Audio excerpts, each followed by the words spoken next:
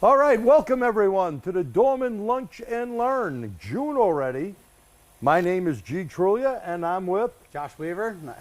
Yeah, Josh Weaver's with me again. We're doing GDI Diagnostics. And there's our junk there. The handout is posted in the chat. Remember, we use chat. We're here for an hour. We'll give you 5 minutes extra since we messed up with 3 minutes with that new Zoom setup. Okay? Here's what we're going to cover.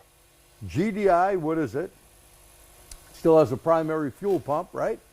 So we're going to talk about primary fuel pump, secondary direct injection pump, what to look for in scan data, problem areas on the vehicle with GDI, and using the, I don't know how he says it, maybe ADDI interface. So that is a cool box. We're connected to a 2018 F-150. F-150. It happens to be his truck. Yeah. And it's unique. If you haven't worked on this type of GDI injection system, why don't you tell them a little bit about it?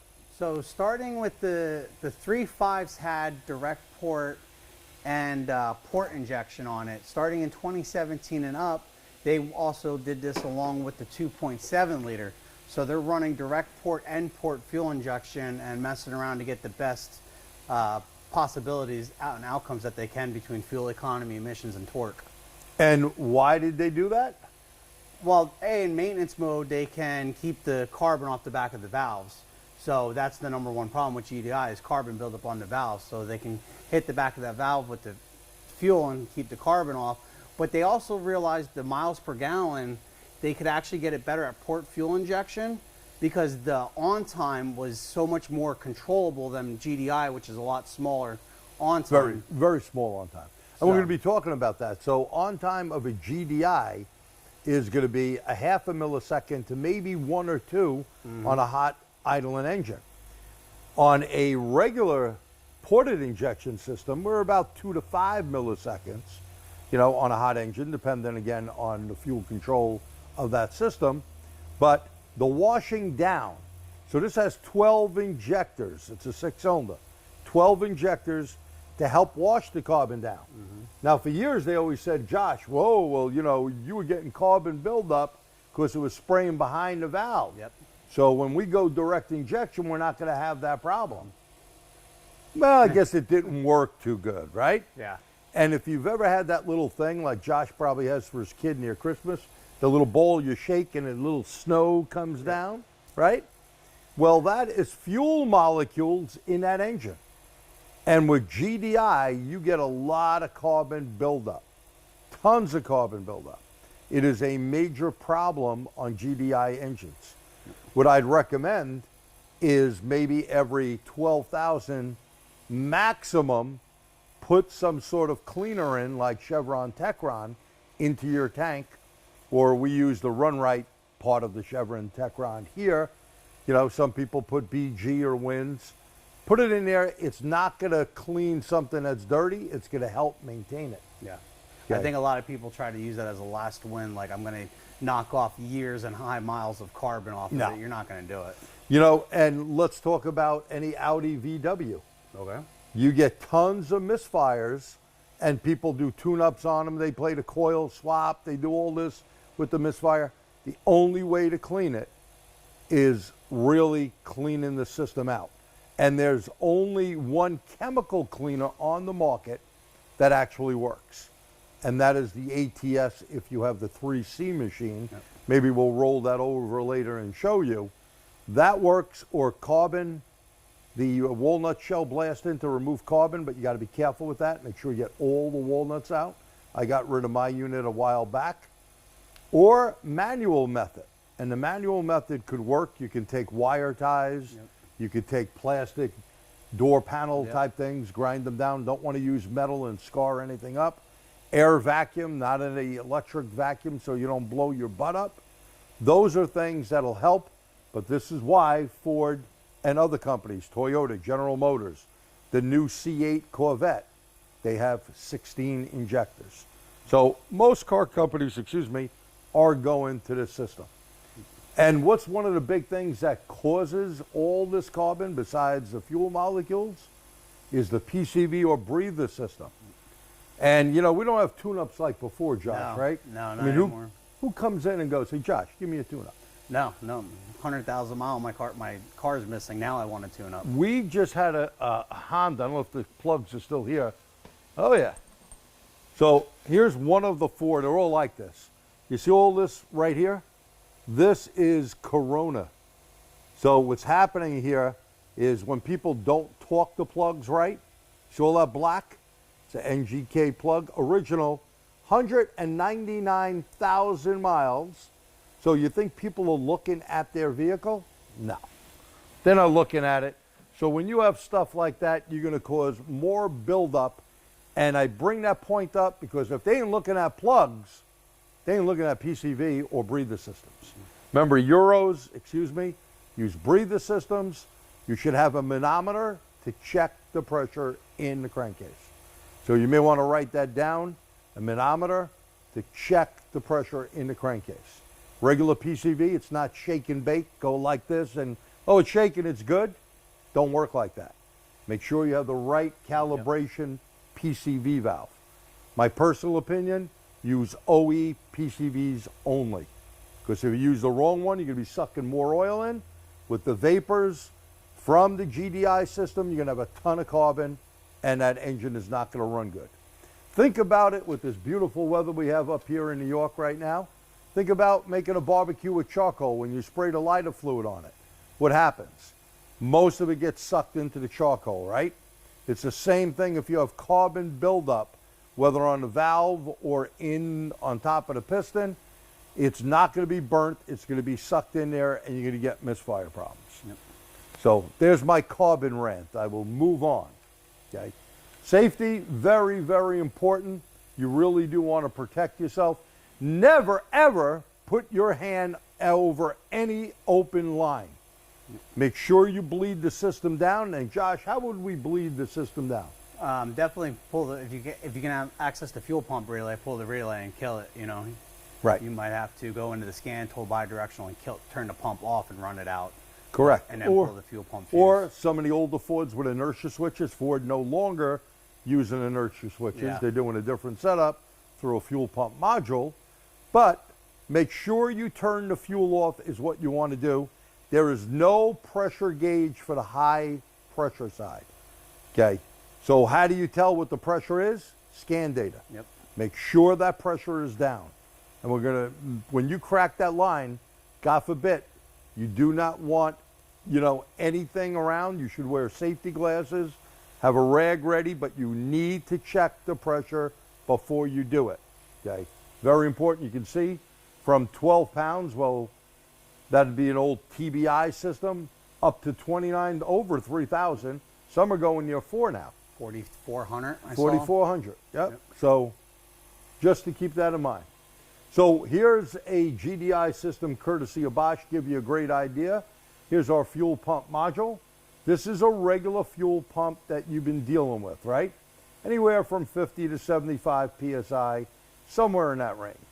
The ECM, PCM, it's going to control this high pressure pump, okay? Now notice you also have a low fuel pressure sensor in the rail. You have a high pressure sensor right here, and that's where we're going to be hooked up to, right? For the ADDI. For the ADDI. So make sure, come on, there we go. Make sure you understand that's where we have the ADDI, and we will be on the vehicle in a bit, okay? So now sometimes they have a special fuel filter on some of the vehicles, and if we have a question, Josh, you can get to it. What if the high pressure sensor is given a false reading? Hopefully somehow in your diagnostic path you got there, but you really want to look at your low side reading with nothing in the high side rail. Correct. So if you want to bleed it down, if it's gauge or manifold pressure, you want to see 14.5 or 0 depending on what style sensor it is, but then you turn the key on, they should both go up to being the same. Once the rail pressure should match your low side. And the other trick is the low pressure pump. If you shut that off, nothing's coming up to the high pressure pump, right? So make sure there's no pressure there. crank it over, and if there's any fuel left in the system, usually the engine will want to do a kick type of thing. Then again, care with safety glasses on, a rag and a wrench, a proper wrench to crack the line. And remember, if there's an end to hold it, I've seen some cars come in here from other shops where they took the line off, they didn't hold the other end, and now they broke the other piece. So you don't want to do that either. So fuel tank modules or low pressure pumps, similar. We can do current ramping as you've done before. There's nothing different about the low pressure pump. It is easy if you worked on a diesel, same thing. Yep. We check the low pressure pump before we go into the high. Before you leave on the pumps, there are systems that do have a return. Yes. And they do run, some systems return them and run them through a fuel cooler as well. Correct. That is correct. Now, why do they run through a fuel cooler? Well, remember, these injectors are in the head taking a hell of a lot of heat on. And if you don't cool it, you know that system called evap for another day. We'll talk more in depth. But you will have a whole bunch of pressure. And we need to get that pressure out of the tank, right? We got 1 to 2 PSI, maximum usually 1 for evap systems. So the high pressure pump necessary for direct injection supplied by high pressure fuel pump. The pump is mounted on the rear of the engine, driven by 3 lobes on bank 2 camshaft, okay? Yep. The pump, that'll be on a Ford type setup, Yep. okay? This pump also regulates the fuel pressure using an actuator in the form of an internal solenoid control valve. Now that internal solenoid you can get on and you can get fuel pump current ramping and a voltage reading, okay? In order to keep the engine running efficiently under all operating conditions, PCM request pressures ranging from 290, well again, over to 4,400, but in this example, 21, depending on the engine speed and load. Output drivers in the PCM provide the pump control circuit with the 12 volts pulse modulated signal, which regulates fuel pressure by closing and opening the control valve at specific times during the pump stroke. This effectively regulates the portion of each pump stroke that is delivered to the fuel rail. When the control solenoid is not powered, the pump operates at maximum flow. In the event of a pump control failure, the high pressure system is protected by a relief valve in the pump that prevents the pressure, in this case again, exceeding 2538. So they usually go up a little bit more than the case here, 2100, 2500. Some cam lobes could be 4, some are 3, okay? But we don't have the time in this class to get too deep into that. Use the right oil. Using the wrong oil, especially on Volkswagen Audis, the mechanical pump tends to wear the camshaft down. There was a recall on that. So be careful with the oil that's in your consumer's vehicle. You want to take this part here? Yep. The PCM controls each fuel injector with 65 volts. This is controlled by a boost capacitor in the PCM. During the 65 boost phase, the capacitor is discharged through the injector, allowing the initial injector opening the injector and is held at 12 volts. The injector assembly is an electrical magnetic injector. The injector has 6 precision machined holes that generate a cone-shaped oval spray pattern. The fuel injector has a slim extended tip in order to allow sufficient cooling jackets in the cylinder head. There's a lot in that slide. Now, you got to remember these injectors are paired and they're sharing a 65 volt off the boost capacitor. You lose one, you may lose its companion cylinder. That's an excellent point. You could have that in your diagnosis. Don't, necessarily you could have a cylinder going out, but you could be losing 2. And now you could have a bank-to-bank issue as well because you're losing 2. So always pay attention to which came first, Right. And is it the computer or did something happen at the injector? The other thing, we were looking at these injectors, they were, 10 amps being pulsed with down to 5 amps on the lower side. So they're starting that we went from 7 to 10 on these newer systems. Oh yeah, easy. So make sure, and we're seeing 65 volts on these things as well. So and remember, we take 12 volts in, as we know, or whatever, 13 volts, whatever the battery's out, right? Different batteries, different voltage. But for argument's sake, between 12 and 13 volts in, and then of course charging rate, and we bring that up to 65 volts. That's done by a boost capacitor in that computer. This is a special circuit that does carry or allows more amperage to be utilized. And why do we use more amperage? Well, you got to open that injector up. You got pressure going like this from fuel holding it down. We got to open that up. Yep. We need a lot of current to do that.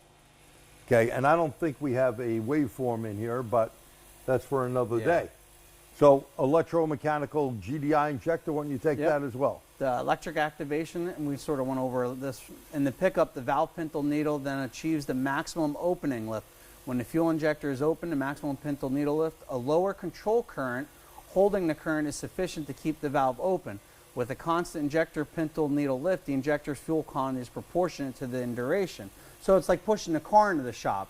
It takes a lot of effort to get it moving or overcome that 2,500 PSI. I just put my fat ass weight on it and it starts to move a bit. And then once you get it going, we can drop that, down to that 12 volts, 5 amps instead of that 65 volt, 10 amps. And really, if you guys are used to old TBI injection, Yep. same thing. We had to open that pintle up between 4 and 6 amps, whether it was a GM, about 4 amps, 6 amps, and we held it at 900 milliamps is where we put the fuel in. Same thing he said about pushing the vehicle a lot in the beginning, and then it's easier current flow. So a special circuit, I do want to point this out here. Notice on this Bosch injector, you see the plus side? Plus and minus. Yep. So if you ever try taking, can't do it with your power probe because you're going to need a lot more voltage going to it. Yep. Works off 65 volts. You would need to put the positive side of your hook, the power probe hook that puts out 65 volts, to that side. If you went to the other side, you're going to burn it out. It has an internal diode. Okay? So be careful with stuff like that. Now, that one doesn't have to be programmed.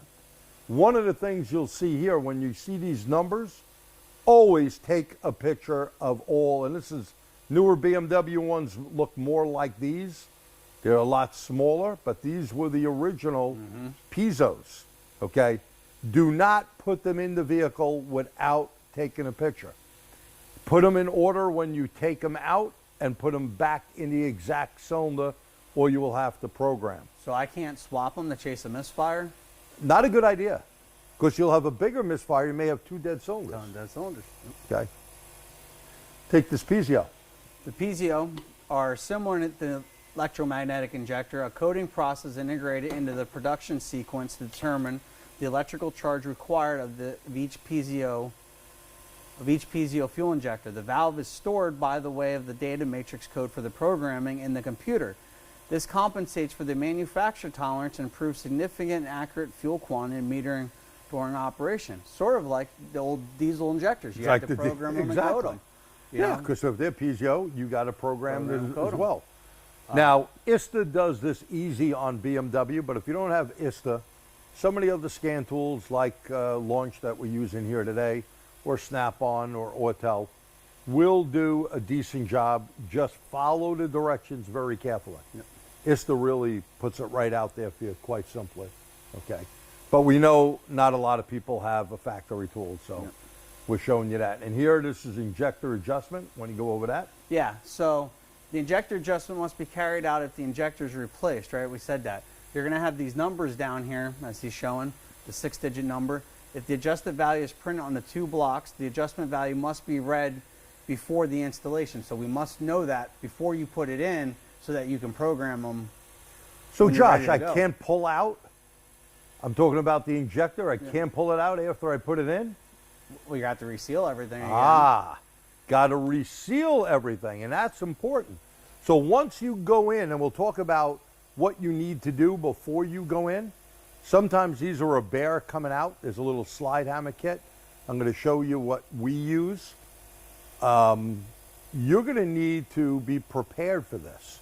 And again, always make sure you read manufacturer recommendations. Yes. There's some lines, once you crack the line open, you got to replace the line like General Motors.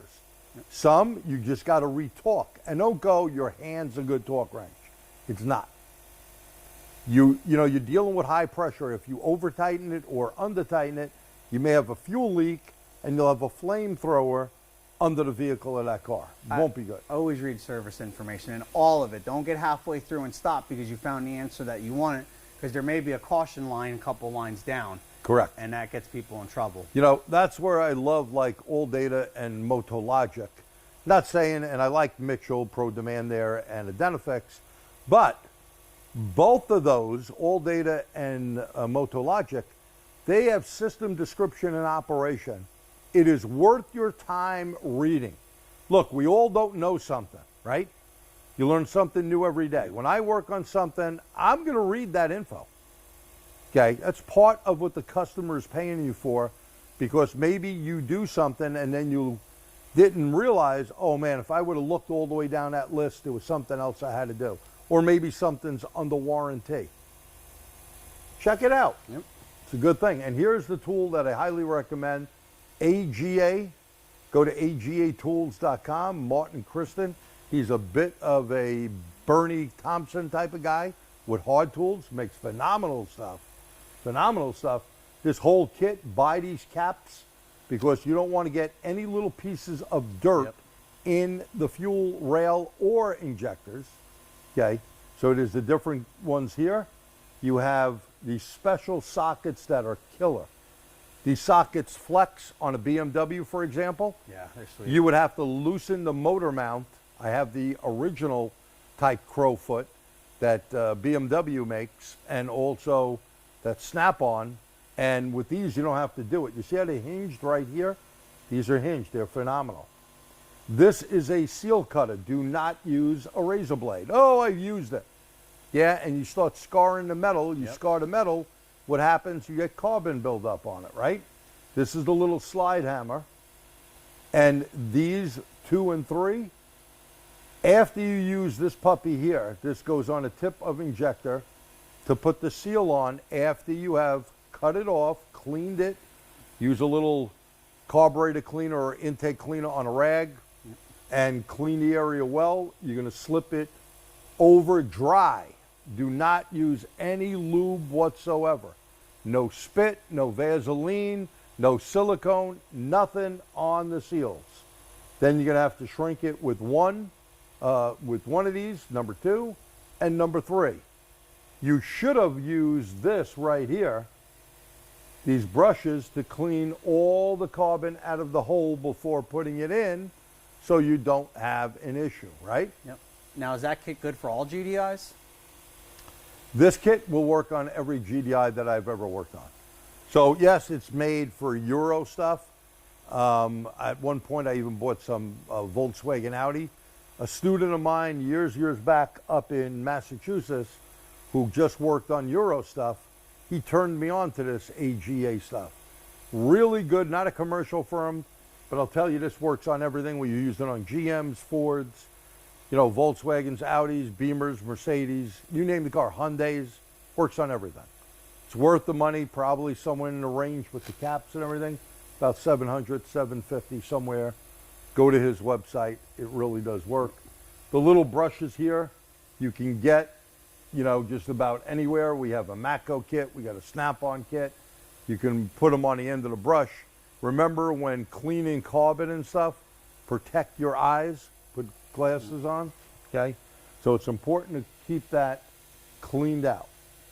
Now, a couple of things on this one. I'll take the first slide and I'll send it over to him. This is off Autel. One of the things I'd like you to see is fuel trim memory cell. Very important thing. We're at 14, which means we may be off idle, okay? There's 255 plus 0, if you remember the old integrator and block learn, so a total of 256. We're at 14. We basically use from 0 to 16 are the most common ones we use, okay? But really what we want to look at here is green is fuel rail pressure in PSI, okay? And the green is here, you're roughly, I don't know, 60 pounds or so. It'll tell you 57.8, right? So it goes up and down. Here we see high pressure, and it's down, this is KOEO, and look how it rose from somewhere about 551, and it went up to 1,000 PSI right there before it dropped back down, okay? So you want to look what's going on there, this would be the screen that I would look at before I crack a line open. That's for damn sure. Now, one thing, if you go back to that slide, key on, engine off, the very importance of that, what does that tell you? It tells you that your high system's not leaking. That's right. Because as temperature and heat, you get liquid expansion. So as we're sitting there, key on, engine off, and fuel's starting to boil over, it's starting to expand, well, we can't be leaking if we're actually expanding it. So it's very powerful, that screenshot there. It is, because if you see this stuff dropping down, you may have a leak somewhere. Yep. Now, it could be internal leak. Yep. Doesn't tell you, but it tells you have a leak. Right, you got a leak. And again, real important to have Zippo when you're going to crack a line open. Yes. Okay. Here we're at KOER, key on, engine running at idle and cold engine. First of all, look what happened to our fuel trim number. We went from 6. You see how the blue line's going up? Okay. And this averages the stuff out. Look at our fuel pump. We're at 62 PSI roughly. That's about where the pump is. And look at our high pressure pump. We went up a bit, went down, and stayed nice and steady about 594 there. Okay. And that's telling you, hey, we can see it goes up when we start the engine up. Yeah. Okay. And the high idle. And here, KOER at idle and revving it up. Now, look at the humps. So if you look here, we're roughly somewhere about, I don't know, 6 or 7. We go all the way down low to near 0. We pump it up. If you come across, you're somewhere about 8-ish. And you can see that happening over and over. And there's the 6 that you're at. It's pretty common, right? Look at our fuel pump here, how the primary pump is actually adjusting as well. Why? It's computer controlled. We don't want to bring more fuel up than we actually need, right? Because we have EVAP. Yep. We got to deal with the fuel volatility, taking heat on, right? And again, look at the high pressure pump. Look at this. We go up 899 and it kind of balances out. If you didn't get that, that pump may have a problem. There are little, oh, now I forgot the name of it. The one that thing goes on the end of the pump. They're like cam things. They hit the cam. And what happens is when those start wearing out. Oh, your lifters on the high pressure pump. On the high pressure pump. So it goes over the pump end and it's, I forgot the name of it. It's like a cam thing. Yep. But make a long story short, what happens there is that when that's wearing down, you may not get an increase. And if you don't get an increase, that would be one of the reasons I'd want to look at besides the pump. First spot. And look here, when idle revving up, look at all these humps. Look where we're going. Look at that high pressure pump. Where did we go? Up to 1,500 pounds, dependent on, and a little over, what I did. And you see what happened to the low pressure pump? Went down, went up. We don't want to give it more fuel than we need to. This is a good vehicle. There's not a problem on this GDI car at all. I don't know if we have any questions there. No. Okay, we'll move along. And you can see here, high RPM at idle, warm engine. So what do we have? Our fuel pump is roughly at 55. We're at 8 on our fuel trim cell. And by the way, if you look at the cell, you can see it moved along. And most likely, if you kept it going, you'd be about 6. Yep. 6 is usually common. So 8, not bad. And our high pressure pump, 580. And then you go up here at one point, maybe about 750, 800. So you can see the system is working good. That's what you're trying to look for in graphing it out. Some more information before we hop on the vehicle. GDI injector information. When removing injectors, carefully clean the manifold or engine bore with a soft brush to remove the carbon buildup. You could have number 2. GDI fuel injector pulse width on time is much lower than the conventional fuel injector. GDI on time is 0.4 to less than 2 milliseconds compared to the 3.5 milliseconds. And that's at a hot idle. Yeah, we were measuring 780 uniseconds yesterday. You know, you're pretty down pretty small. Yeah. Any type of vapor lock issues? Vapor lock could happen for multiple reasons. Not sure what you're getting at, but usually these pumps the primary pumps are electronically controlled. That's why you've seen them cutting back on the fuel. They don't want to put more up there than needed. Yep. They look at VSS, vehicle speed. They look at grams per second out of the mass airflow sensor. They'll look at APP, accelerator pedal position, and change the pump reading from there. Okay? You know, again, it's not your father's Oldsmobile anymore. Those things would just pump their brains out, right? Yeah. Now we can control it without pumping it out. You know, they're real more worried about getting the volume up there and then letting the high side control the pressure, you know? That's right. So Volume is the key, okay? And if we can put less back, not all systems are returned, but many GDIs are, and when you bring in fuel back, that's going to cause fuel expansion, right? Hot fuel being taken up, okay? GDI injectors are low resistance, about 1 ohm rather than 14 ohms or so. Conventional injectors. well, we know that the GDI injectors are 65 volts due to the boost converter, the capacitor, and then they take it to 12 volts. We talked about that earlier with getting it up and going, and then they back it off to keep it going. And it's very important that that PCM is able to put that 65 volts up there. Also here, note, I mentioned this before, GM recommends, along with some other OEs, to replace the high pressure stainless steel fuel lines once they're loosened to prevent that. You know, I just want to say, when you're looking at pictures and service info, you're going to see an old school garbage can with a lid. A lot of times that means throw it out. They won't necessarily tell you that, but you'll see if there's Good 2 point. bolts or 2 lines, you'll see X2, and then you'll see a trash can. They're telling you to discard them. And that's, believe me, very, very important that you do that. Okay, if that car goes on fire after you worked on it, you crack that line, you better change it. Yep. And if the person you're buying that pump off of, we've only bought them off OE, so I don't know if aftermarket sells you a line or not. I Not don't sure. know. I've only ever used OE. Anyone out there? I mean, we've only used the OE one, so I don't have the experience buying it aftermarket. Now, here's a couple of things. When you look at fuel rail pressure, 578, low pump, 57 PSI.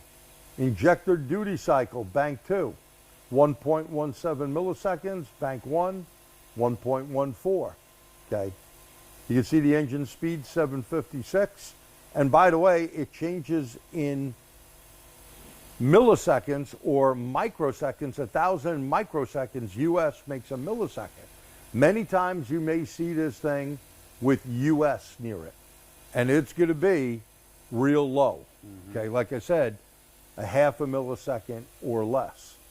The other thing here, looking at the accelerator pedal position, where you're at, you can see nothing is commanding more fuel.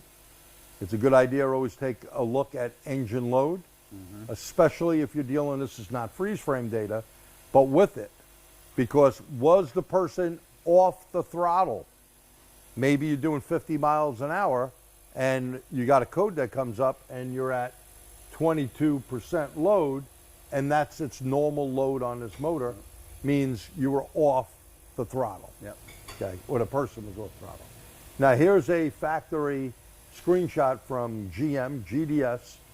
Look at the short and long-term fuel trims, 30 and 40%. Here's O2 sensor 1 and O2 sensor 2, very low. This vehicle was not getting enough fuel, yet the command on the injection was 1.1 milliseconds. Okay, now that's trying to throw a lot of fuel in there. So think about if this wasn't such a lean condition, that would be a lot lower of a number, about a half a millisecond, or again, it may go into microseconds, and that is US. 1,000 microseconds, 1 millisecond. 1,000 milliseconds, 1 second. Super fast, super, super fast. Okay. Now, you can take this one here. Here's a Ford GDI. So this goes back to that 2735 we were discussing earlier. it's very important when you're in your scan tool, whether it be your aftermarket or your factory scan tool, to look at fuel system A and fuel system B. You can see fuel mass distributed by direct injection, we're at 0%. As we start to give it RPM, we actually go to almost 100% on direct injection, and we drop off 0 on the port side fuel injection. So this is going to be very important in your diagnosis. I'm going to show you in the next slide here. So down here at idle, we can see 100% port fuel injection. So we have the port fuel injectors on 100%. And then we start to get up to 1500. Now we're turning 10% of the direct injector on, and we're running 90% port fuel injector. As we get up into the higher loads, we start to move to 90%. And then when we max out for maximum fuel efficiency, we actually go to 80-20 at the real high RPM. And this chart, by the way, courtesy of Ford Motor Company, is in service information. Yep. That's where you get this info. This is fuel mapping, right? And this is on this 3.5 with 2 different injector systems on it, ported and GDI. Yeah. So what makes your diagnosis really difficult here now is, A, when you get your diagnostic trouble code, look at your freeze frame. You want to go to OBD2 freeze frame PID 9F as a new PID. It will tell you percentage of direct injection fuel when the event happened. Because if you're chasing a lean code or a rich, you need to know were you in port fuel or direct injection mode when the problem happened. Because you need to know maybe you have injectors or low pressure, but you have to figure out which side of the system you need to be on. So it's very important to pay attention to that PID and freeze frame, also when you're on the scan tool data side as well. Right. And Ford gives us some nice tests. We're not using the factory tool, which would be, it does work with IDS, but better on FRDS, okay? We're going to use a launch tool because, again, we realize most of these out there don't. The screenshot, if you go back one, the screenshot here, this is off the IDS. And you can see we're in closed loop. As he went over fuel system 1 and 2, they're at 0%. Fuel system B, 100%. And it tells you ported fuel injection only. Cool.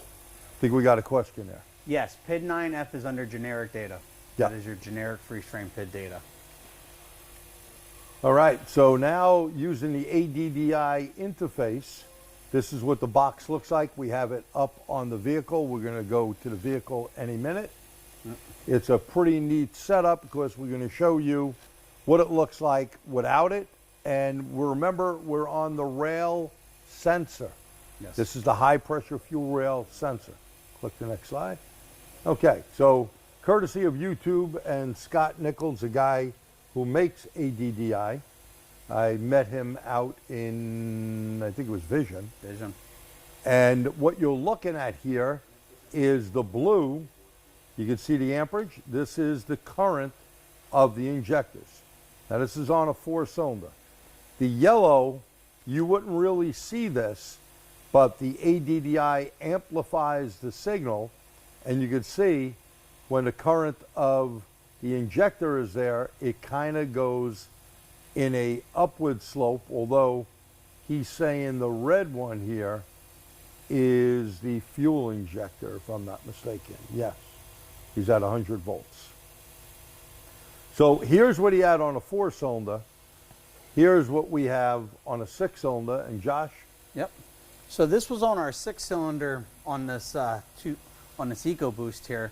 So we have injector 1 current to injector 1 current. So we have a full firing cycle. So what I took away from this, because we didn't have a broken vehicle to test it on, you can see the injector fired and we dropped. And the rail pressure were to climb back up again. And the next injector dropped and the pressure built back up again. And it would be repetitive all the way through the entire drive cycle. You can see the firing order. Yeah, 1, 4, 2, 5, 3, 6 on his vehicle. And again, look where that current right here. Mm-hmm. Again, another firing cycle. And that's where we see it peak up once the injector goes off. This is our take on it. Yes. He has a different take. Scott, but this Yeah. is what we figured here. Now, we're going to show you, without the ADDI, you're not going to see this. No. This amplifies it, and it would be very helpful.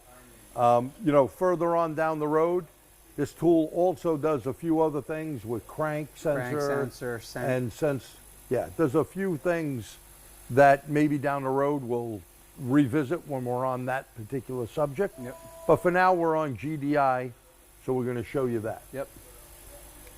So now we're going to go on the vehicle. Get an amp clamp set up. Okay, so Josh has that box up there. We got to press the button, make sure the box is on. We're putting the amp clamp on. Yep, he's on, got a green light. Yep. We have, oh, thank you. Now I could hear myself. Yeah. By the way, that noise in the background, we want to always keep a whatchamacallit on, a battery maintainer. But we're going to be looking here. Yep. So we need to, oh, beautiful. There we go. Look at that. Okay. All right. You let me know when you want to start it up. Yep, and I'll so we'll start get it up and running. Good. Okay. Yep.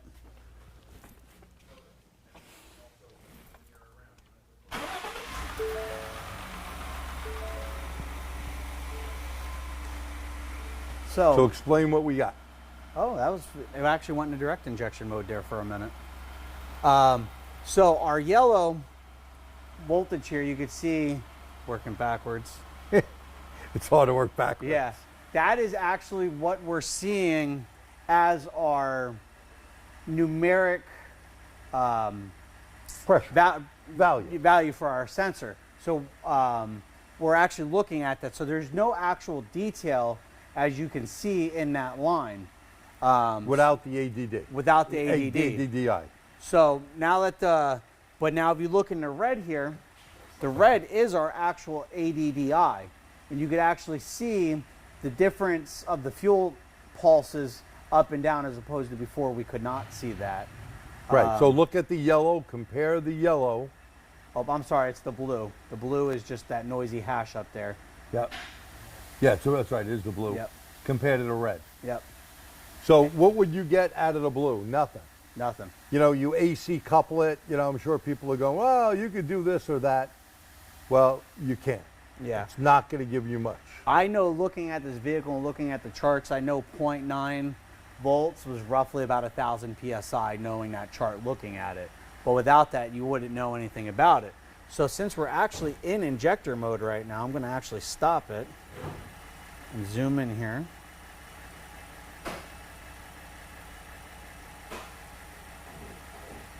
One cycle to one cycle. Yeah, Mario did a video showing that tool as well. We wanted to give you a little bit more info on it. So he's setting everything up here. We're going to show you what we come up with. You got to remember, this could be a super helpful tool when you have a GDI problem, right? Yeah. So now I have 6 boxes set up using the Pico software. You can see the darker blue and the lighter blue. And from one injector number 1 current to injector number 1 current, you can actually see that uprise. You can see that drop that we discussed, and then the uprise. The drop that we discussed, and then the uprise. I would think, looking at that, I have a good pattern. They're relatively, like a relative compression test, they're relatively flowing the same. Not playing enough with the tool, I would think I would look for the odd man out at this point. I'd agree. I'd agree. Unfortunately, you can't just cut one GDI out. Yep. You know, the scan tool won't allow you to do that. Yeah. But you can change, modes from GDI or regular to GDI. Yes, it will. He does have it advertised that it would work on diesel high pressure common rail systems. Yeah. As well. Good. But yeah, no, it's from what I saw playing with it, I think it's really neat. I'd be super curious once we get a bad car to see what a dead hole looks like. And Yeah, maybe so we can get that. We'll be playing with this stuff down the road, but when you look at this for now, it is, in my opinion, somewhat helpful. I mean, it'd be better if we really did have a bad injector. If you do go to his website, I'd recommend Scott put a few more cars on there. There are some case studies that he's done or little picture things to look at. The edge. Check his video out for the edge. You can see the injector coming and going on it. Yeah. And, you know, again, like we said on the pattern, if we go back to, what did I do with the clicker? You got the clicker? I got No, I do not. Oh, it's right here. That's why. Okay. So if you do go back here and look at this, again, here's your fuel injector. This is the current ramping of it. And all we need, you don't have to make it pretty and wide and look how much current it is. That's not what we're trying to do. But you can see what happens when that injector goes off. Right away, you got that drop and a spike up, and it repeats itself right here. So we're thinking this is a good pattern: 3 humps, spike up, 3 humps, spike up. And you can see every cylinder that it really does come out to that. Yeah. I could even blow it up a little more here. Yeah. You know, this is no different than, it's a lot different. But, you know, we were AC coupling the low side fuel pressure sensors. And, you know, you always saw the little hash and you diagnosed it by the hash. Right. I would go about the same way here. Yeah. I would look from 3 humps to 2 humps in my pattern. Or did I recharge real high? Maybe mine didn't drop at all and I kept recharging until it dropped back down. Unfortunately, we still haven't collected enough Or maybe data. we don't recharge at all and we got something going on with the pump. Yeah, absolutely. Okay. I'd be curious to know if this, you know, because you're spinning 360, 720 divided by 3, so 240 degrees. I'd be curious if you picked up a bad cam lobe in this pattern. If you saw every 240. Yeah, I wish I had some of those Audis with the bad cams. So there's a lot of different things I could see trying to diagnose with. Yeah, I think it's super cool and helpful. I think when there's enough out there, I don't know if there's anything on diag.net. You know, if people start, and I'm not sure how many units he has out there either, but the more people use this and you come up with problem cars, then you could actually have the good and bad. This is definitely a good pattern. So in your handout, this is definitely a good pattern off this particular system that has 6 regular injectors ported and 6 GDIs, and there's absolutely no problem with the vehicle at all. You know, we didn't go over covering a tool. The tool is a loop. You bring the sensor in and then good you idea. hook your scope to the out. Why don't we go back to that and just kind of show? That's a good idea. His directions, by the way, I'd recommend, Scott, you beef them up a little bit with some pictures and stuff. So you have your input. So that we're actually signaling right into our signal wire at the PCM. And a little hard to see, but you got it. Is that then we have it grounded, and then we have our other scope lead, just like a giant loop coming from out of the box into our scope. And then from there, you have to read the instructions, but you can actually control the gain of the signal He said up he or usually down. stays 1 or 2 to this side. Yeah, he normally stays. Let's see what it looks like when we play with it. All right. Yeah, you say 1 to 2, so we got to get it back on live. Let's see what the difference is. Remember, without it, you are seeing what the blue is, and you can't tell what the haze going on. Yeah.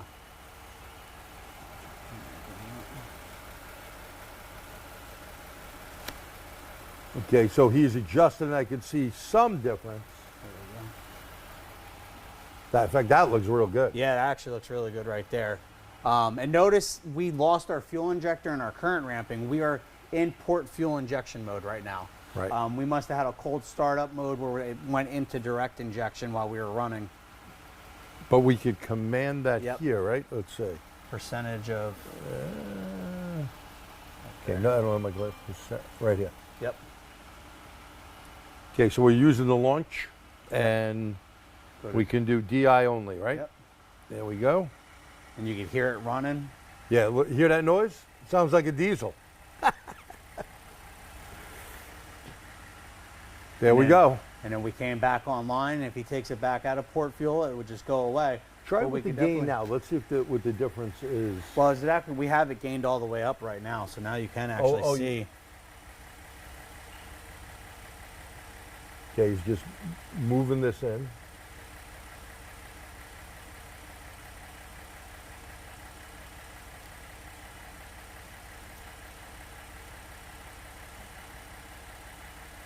I'll take it out for a second. You hear the difference? Go back in. Yeah, it's definitely more pronounced now. You can actually see the rise Oh, yeah. and the drop, the rise and the drop. Yeah. Look at the injector again. That's injector right here. Yep. Okay. And you can see the rise, drop, rise, drop. Yeah. Mm-hmm. That's pretty cool. Yeah. So that's what this tool does. And do we have another question here? Audio amplifier with different gain settings. That's what that's what he says. It's an audio amplifier that he can control the gain on it. And it seems to do a nice job. Again, Yep. if we had the defective one, and if we do have something down the road, we'll be using it in the shop here. We'll post that up. I could add it to the video or whatever. Mm-hmm. But, you know, not every day a GDI defective one comes in. Yep. That's pretty cool. You could add Yeah. data stream as well. We'll go back and we'll put him back. You could hear the difference and then you could see the difference Yeah, we're in port fuel. right there when he goes back to port. Watch the difference here. Totally different. Watch again. So there's where the GDI goes on, and you can see those injectors Yeah. clear as day where they are. So what you need for it is an amp clamp, Yeah. a scope, and any scope, by the way. Yeah. I think he uses mostly a snap-on that I Yeah, I see. saw Snap on a lot of various videos. We wanted to show you the Pico 7 software here rather than always showing you the e-scope, but it works on e-scope as well, Yep. or any scope for that matter. Okay. So let's go over a few other things before we get you out of here. Of course, I lost the clicker again. Right where you left it last time? Yep, look at that. I thought you left it there. I was gonna blame you. All right. So we got a couple of things coming up. You want to learn some stuff about OBD2? Bobby G, he is a ex-Ford engineer. His wife also retired from Ford Motor Company. But Bobby went over for quite a few years, I think about 12, 13 years, Volkswagen Audi head OBD2 engineer. He's going to be discussing the UDS J1792-2. This is some real good information. What's coming down, we're going to 5-digit codes, 6-digit codes rather than 5-digit codes. And we will, that is tonight, June 12th, TST. What's the website? Oh, the website. Doreen goes, look, you dummy, you didn't put the website up there. Well, it's tstseminars.org, so www.tstseminars.org. This is going to be a great thing if you want to know what's going in the future. Bobby also headed the OBD2 committee, and now he still sits on the committee as a retired engineer. Couple other things. Thursday night, the 13th, we have Ricardo. He is our Spanish instructor. So if you read Spanish here, I can kind of translate. It's an electronics webinar. That's the Lunch and Learn at 12 to 1 on June 13. I'll be on with him. That's tomorrow. June 27th, Heavy Duty Lunch and Learn, 12 to 1 with my buddy Swede, introducing Heavy Duty Diesel Emissions Part 3.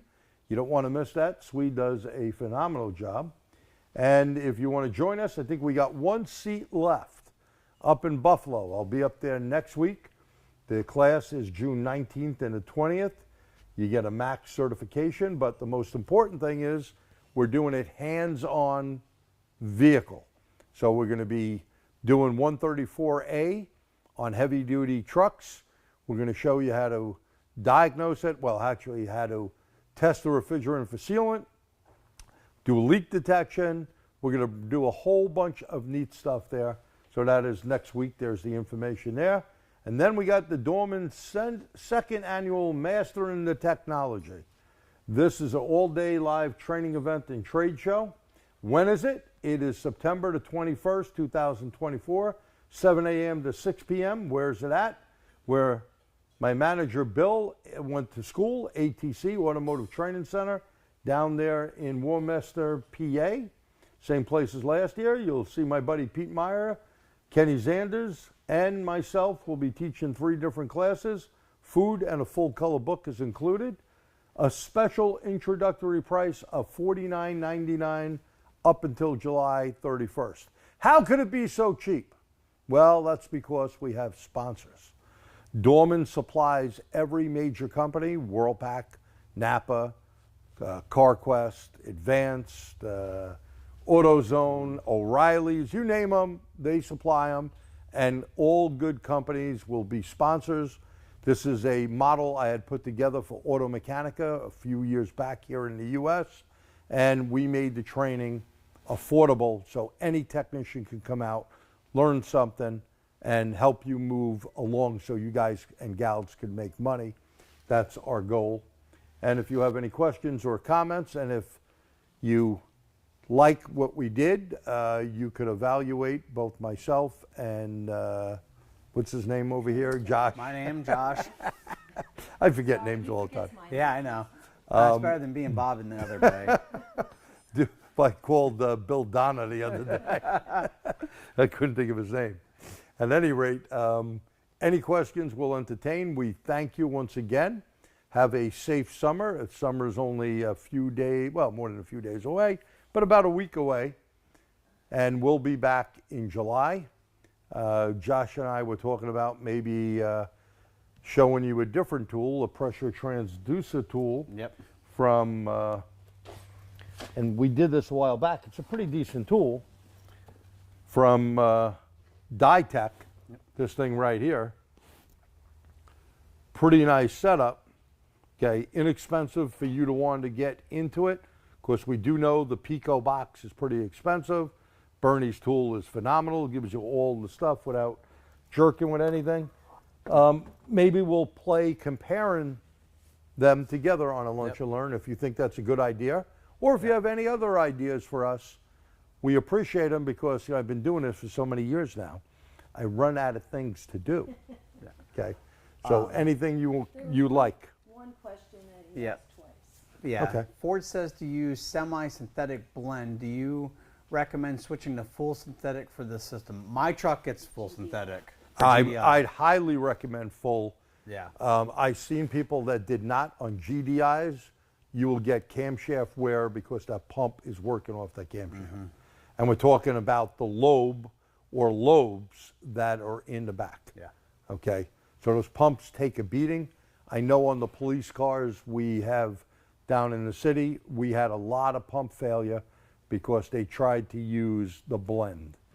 They then switched over, we put new pumps in, they seem, and unfortunately, besides the pump, some needed camshafts, and with full synthetic, you get better protection. Yep. It's like anything, get what you pay for, right? If you put something better in, it's gonna work a lot better. Yep.